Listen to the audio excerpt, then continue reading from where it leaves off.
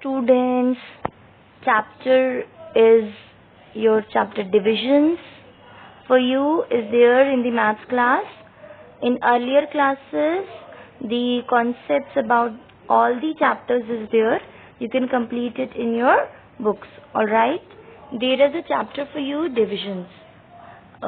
Chapter questions are there in the books and other types of activities are there in the books, but before starting the activities and other types of questions, there is important to understand the important facts in the divisions. All right, so please understand it. ये हमारा है divisions है chapter and इसमें हम questions पढ़ रहे हैं. इसमें divisions के पहले हम समझेंगे कि इसके क्या फैक्ट्स हैं. ऑलराइट, इसमें हम क्या क्या चीज़ें जो हम बोलते हैं इस्तेमाल करते हैं, उसके बाद हम समझेंगे कि डिविजन्स में क्वेश्चंस किस तरीके से होंगे. ऑलराइट, ये डिविजन्स होता है जब हम किसी चीज़ को बांटते हैं. ऑलराइट, मान लीजिए आपके पास 10 चीज़ें हैं और आपके पास 5 लोग हैं, तो आपको उनमें बांटना है, तो आप उसे थोड़ा थोड़ा बांट देंगे. ऑलराइट, बराबर बांटना है तो बराबर से बांट देंगे और फिर आपके पास थोड़ा रह जाएगा. तो इसका मतलब होता है सबट्रैक्शंस, यानी कि ये एक तरीके का रिपीटेड सबट्रैक्शंस होता है.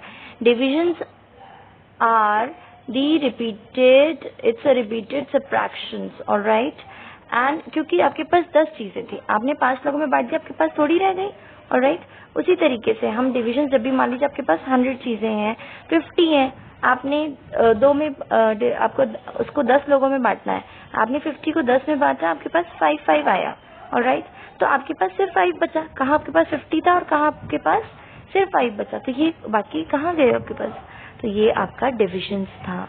ऑलराइट, तो आपको ये समझना है कि कहाँ से डिविजन्स का मतलब शुरू होता है. इसका मतलब होता है कि हम जब चीजें बराबर तरीके से बांटते हैं, ठीक है, उसे हम डिविजन्स होता है ये. अब आप देखिए डिविडेंड एंड डिवाइजर भी इसमें चीजें होती हैं. वो क्या होती हैं?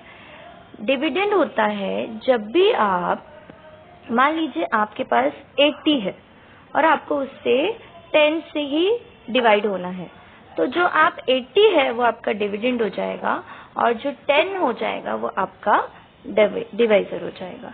कैसे हुआ ये? For example, if you are dividing 80 by 10, so 80 is a dividend and 10 is the your divisor. How? ये मतलब होता है, मान लीजिए आपने 80 को डिवाइड किया है 10 से है, ठीक है, तो आपने जब 80 किया है 10 से डिवाइड हुआ है वो, तो आपका आंसर आया 8. अभी कैसे आया ये आप अगली क्लासेस में समझेंगे. जब हम अगली क्लासेस करेंगे उसमें मैं आपको दिखाऊंगी किस तरीके से डिविजन्स होते हैं, पर उसके पहले आप ये समझिए कि डिविजन्स मतलब क्या होता है. डिविजन्स मतलब होता है बांटना. ऑलराइट, अलग अलग तरीके से उसे बांटना. बराबर बांटना है तो बराबर बांटना, उसे हम डिविजन्स बोलते हैं. वो एक तरीके का सबट्रैक्शंस ही होता है, ठीक है. अब आप देखिए यहाँ पे आपको ये समझ में आ गया. The dividend is the figure you are dividing and the divisor is the figure you are dividing by. तो ये figures होते हैं. alright, from these questions you can understand कि मतलब क्या होता है. देखिए यहाँ पे हमने 26, 312 और 12 ये चीजें आपको दिख रही है. तो आपने 312 को 12 से डिवाइड किया है. So 312 is a dividend, जो डिवाइड हो रहा है वो डिविडेंड होता है, और 12 क्या हो जाएगा आपका डिवाइजर, और जो आपका 26 दिख रहा है वो आपका हो जाएगा क्वोशिएंट. ठीक है, तो आपको इसे अच्छे समझना है कि डिविडेंड, देखिए डिवाइजर एंड क्वोशिएंट, ये आपका होता है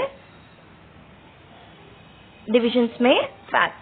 देखिए यहाँ पे क्लियरली मैंने लिखा है आपके लिए कि डिविडेंड होता है, डिवाइजर होता है और क्वोशिएंट होता है. तो प्लीज इसे अंडरस्टैंड करिए कि आप किस तरीके से समझेंगे.